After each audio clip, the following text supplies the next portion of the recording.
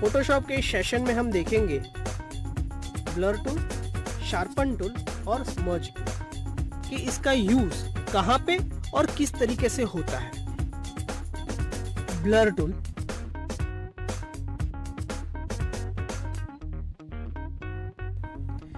Image के किसी भी पार्ट को अगर आप ब्लर करना चाहते हैं तो इसका यूज होता है। इसमें ब्रश का रेडियस छोटा या बड़ा करने का वही पूरा शॉर्टकट है। आपको ब्रैकेट का जो की है वो प्रेस करना है, उससे आप इसका रेडियस छोटा या बड़ा कर सकते हैं। इवन यहाँ से भी आप साइज छोटी या बड़ी कर सकते हैं। इसको थोड़ा सा साइज छोटा करके इसको थोड़ा जूम कर देता हूँ। यहाँ पे आप देख सकते हैं ऊपर स्ट्रेंथ दिया हुआ है। स्ट्रेंथ फिलहाल 50% है। अगर आपको ब्लर का स्ट्रेंथ बढ़ाना है तो यहाँ से आप बढ़ा सकते हैं, कम करना है तो यहाँ से आप कम भी कर सकते हैं। फिलहाल इसको 80% रख देते हैं और इस टूल के साथ यहाँ पे रब करना शुरू कर देते हैं। देखिए आपकी इमेज धीरे धीरे ब्लर होती जाएगी।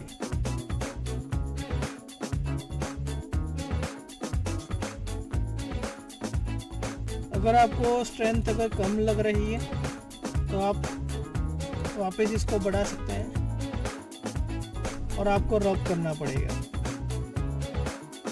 जितना रब करते जाएंगे उतना ब्लर होता जाएगा। देखिए इतना पार्ट ब्लर हो गया है और इतना पार्ट आपको क्लियर दिख रहा है। दोस्तों, फोटोशॉप के अंदर अलग अलग टूल्स आपने अभी तक देखे हैं, ठीक है। एक और इसमें नया एक अच्छा वाला टूल आता है। ब्लर के बाद ये टूल आता है। इस टूल को हम बोलेंगे शार्पन टूल। अब ये शार्पन टूल क्या काम आता है? शार्पन टूल नॉर्मली ऐसी चीज़ों पे, चमकदार चीज़ों पे, जैसे कि यहाँ पे मैंने फोटोग्राफ ओपन किया है, ज्वेलरी का एक फोटोग्राफ है, जो ऐसी चीज़ों में हम लोग शार्पन का यूज़ करेंगे। जैसे कि ये जो यहाँ पे ज्वेलरी दिखाई गई है, इस ज्वेलरी को मुझे इस फोटोग्राफ के अंदर एकदम शार्प ज्वेलरी दिखानी है, ठीक है, तो मैं शार्पन टूल का यूज़ करूँगा। अब यहाँ से हमने शार्पन टूल ले लिया है। शार्पन के इस ब्रश को हम थोड़ा इंक्रीज कर देते हैं, पिक्चर थोड़ा जूम कर देते हैं, ठीक है। देखिए यहाँ पे जो आपको ज्वेलरी दिखाई दे रही है ना, ठीक है, इसके हिसाब से आपको यहाँ पे रब करना है। थोड़ा इसका छोटा करके एडजस्ट कर लेते हैं। देखिए मैं यहाँ पे रब कर रहा हूँ। आप देख पा रहे हैं जो ज्वेलरी है वो शार्प हो रही है। अगर आप कंपेयर करना चाहते हैं, ठीक है, तो ये वाला आप पार्ट देख लीजिए ज्वेलरी का और ये वाला पार्ट देख लीजिए, ठीक है, ये कितना शार्प और क्लियर दिख रहा है, ठीक है। तो ये काम है हमारे शार्पन टूल का, दिखता है, जिसको हम बोलेंगे स्मज टूल। अब ये स्मज टूल क्या करता है?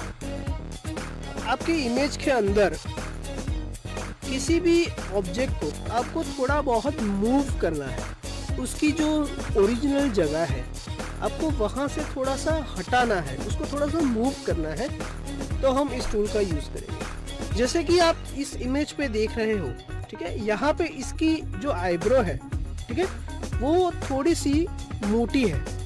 हमको इसको थोड़ा सा इसको पतला करना है, तो हम लोग इसको उसके लिए स्मज टूल का यूज़ करेंगे।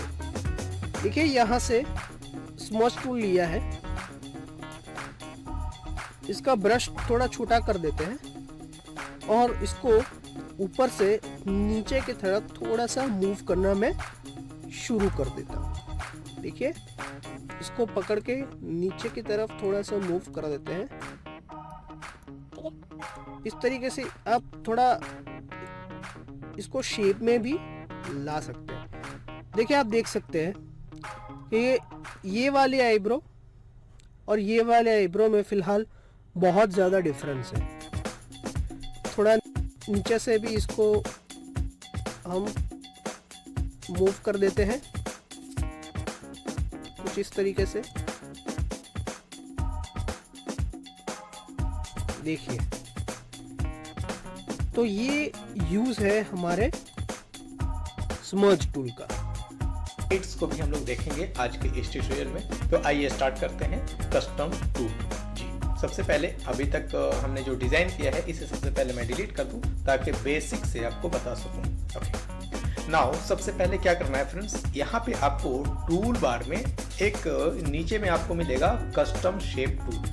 आप जो शेप टूल यूज करते हैं rectangular, rounded, elliptical and polygonal, उसके बाद सबसे नीचे में आता है कस्टम शेप टूल। आप इसको सिलेक्ट करेंगे। इसको जब सिलेक्ट करेंगे तो इसकी ऊपर प्रॉपर्टीज आ जाएगी। इस प्रॉपर्टी में बहुत सारे शेप्स होते हैं। जैसे आपने कोई डिजाइन बनाया, उसको भी आप चाहते हैं कि शेप टूल में डाल दिया जाए तो वो आपका परमानेंट शेप बन जाएगा और फिर उसकी जरूरत जब भी पड़ेगी आप उस शेप का यूज कर सकते हैं।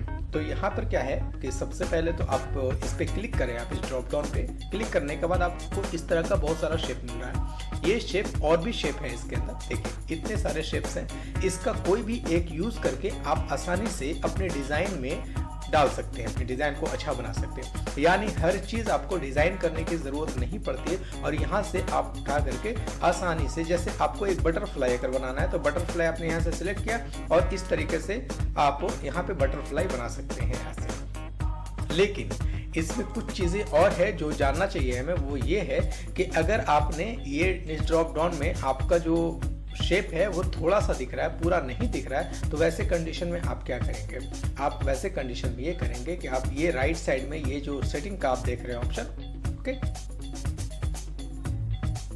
इस पे आप क्लिक करिए और क्लिक करने के बाद नीचे ऑल यहाँ दिख रहा है, ऑल पे क्लिक करेंगे या एनिमल्स पे क्लिक करें या एरोज पे क्लिक करें, किसी एक पे। जैसे एनिमल पे हमने क्लिक किया तो ये replace current shapes with shapes from animals, इसको अगर ओके कर देंगे तो सारी चीजें हट जाएंगे, सिर्फ एनिमल्स की रह जाएंगे। जैसे मैंने ओके कर दिया तो सारी चीजें हट करके सिर्फ एनिमल्स की रह जाएंगे। लेकिन अगर मैं चाहता हूँ कि जैसे ये सिर्फ ये रह गई, लेकिन अगर मैं चाहता हूँ कि सभी को एक साथ लाना चाहता हूँ तो ऑल पे क्लिक करेंगे और अपेंड कर देंगे। अपेंड करने के बाद सारी चीजें एक जगह पे आ जाएंगी, यानी जितने भी शेप्स हैं फोटोशॉप में बाय डिफॉल्ट वो आपको यहाँ पे मिल जाएगा। लेकिन बाय डिफॉल्ट के अलावा अपना शेप खुद का बना करके डिजाइन आप उसको भी यूज कर सकते हैं, लेकिन वो करेंगे बाद में, नेक्स्ट ट्यूटोरियल में उसको हम लोग देखेंगे। सबसे पहले जो फोटोशॉप हमें दे रहा है बाय डिफॉल्ट, उसका यूज कैसे कर सकते हैं फ्रेंड्स। उसका यूज ऐसे कर सकते हैं कि अगर हमने एक जैसे ये खरगोश का हमने यहाँ से लिया शेप, सिलेक्ट किया और सिलेक्ट करने के बाद इस तरीके से हमने बनाया, ठीक है। तो यहाँ पर जब देख रहे हैं तो मैं क्लिक करके ड्रैग कर रहा हूँ तो ये इसका पर्सपेक्टिव नहीं बन पा रहा है। तो इसे पर्सपेक्टिव बनाने के लिए आप क्या करेंगे, अब मैं जिधर ड्रैग कर रहा हूँ उधर बन जा रहा है। उसको पर्सपेक्टिव बनाने के लिए आप क्या करते हैं, पर्सपेक्टिव बनाने के लिए आप ये करेंगे कि आपने जब इस शेप को यूज किया है तो आप इस सेटिंग पे क्लिक करेंगे। आप इस सेटिंग पे क्लिक करेंगे और यहाँ पर आप लिखेंगे डिफाइन प्रोपोर्शन या define size, fix size from centre. तो अगर डिफाइन प्रोपोर्शन में कर दे रहा हूं तो जब भी ये आएगा तो ये प्रोपोर्शन में बनेगा, यानी कि जितना राइट और लेफ्ट का कॉम्बिनेशन जितना बड़ा राइट में हो रहा है उसी हिसाब से लेफ्ट में भी ये साइज बड़ी होगी, नीचे भी वैसी बड़ी होगी।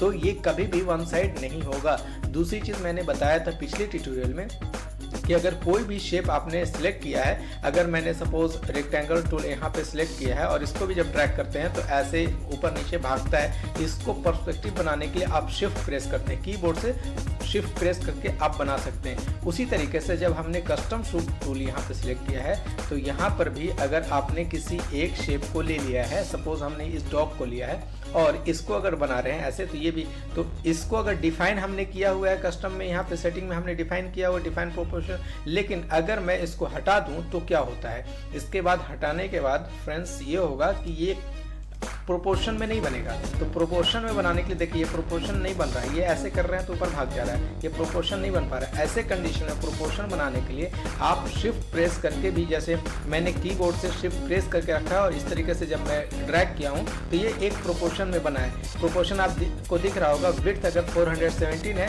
तो हाइट इसकी 357 पिक्सल है, तो ये एक प्रोपोर्शन में बना है। और प्रोपोर्शन में बनाने का तरीका मैंने बताया था कि जब आप शिफ्ट प्रेस करके, यानी जब मैं शिफ्ट प्रेस कर रहा हूँ तो प्रोपोर्शन में बन रहा है। और इसमें क्या करना होता है कि आप सबसे पहले माउस से जो आपने ड्रैग किया हुआ है इसको पहले छोड़ें, उसके बाद कीबोर्ड में जो शिफ्ट प्रेस करके रखा है उसको बाद में आप छोड़ें, तब उससे आपका प्रोपोर्शन खराब नहीं होगा। अब देखिए मैंने इसको छोड़ा। अब इसमें अगर कोई कलर फिल करना चाहते हो तो आप चाहें तो कलर यहाँ से फिल कर सकते हैं, जैसा कलर चाहें आप वैसा कलर दे सकते हैं इसमें ऐसे। तो आपका बना बनाया शेप है जिसका यूज करके अपने डिजाइन में आप डाल सकते हैं। यानी